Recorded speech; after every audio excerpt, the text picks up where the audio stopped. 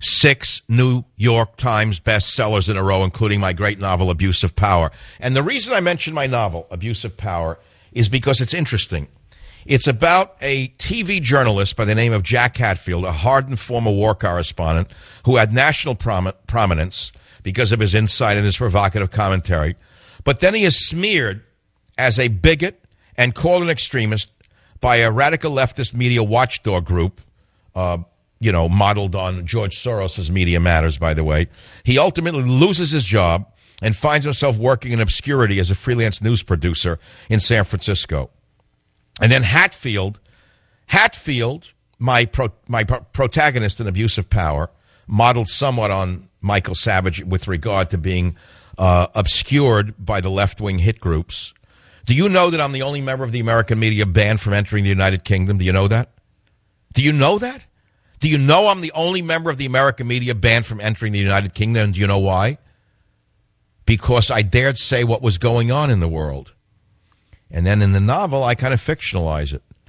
And the novel, it follows a shadowy trail that leads Hatfield from San Francisco to Tel Aviv, London, Paris, and back again as he works with a stunning Yemeni intelligence agent and a veteran Green Beret to expose a terrorist group known as the Hand of Allah and a plot within the highest corridors of power that will dwarf 9/11. In this lightning-paced first thriller spanning the globe from Europe and Israel to the back alleys of San Francisco's Chinatown, a reporter must make the choice between protecting his own life and investigating a terrorist cell whose goal is nothing less than total political control, no matter what the cost. Well, I got chills up my spine and my hair is tingling. Abuse of Power by Michael Savage.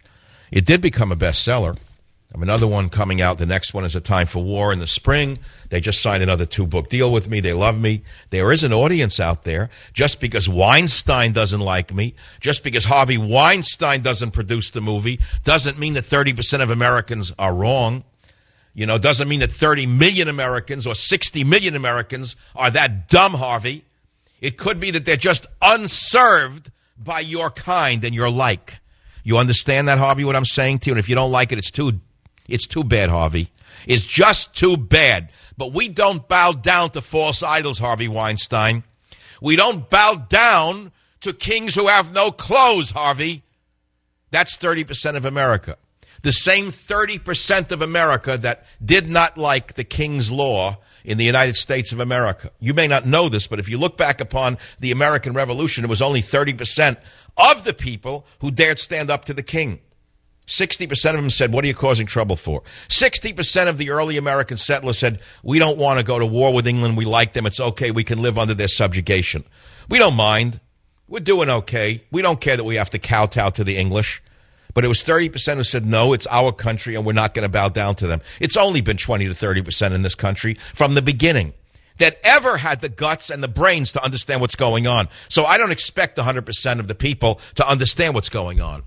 The fact of the matter is you can fool some of the people some of the time and some of the people all of the time, but you can't fool all of the people all of the time. Abe Lincoln said that, and he was speaking for you, the 30% that listens to the Savage Nation. You, the conservatives who are criticized, lambasted, put down by the left-wing radical psychotic drug takers who are running the world right now right off the rail. They're running us off the cliff like lemmings running us off the cliff.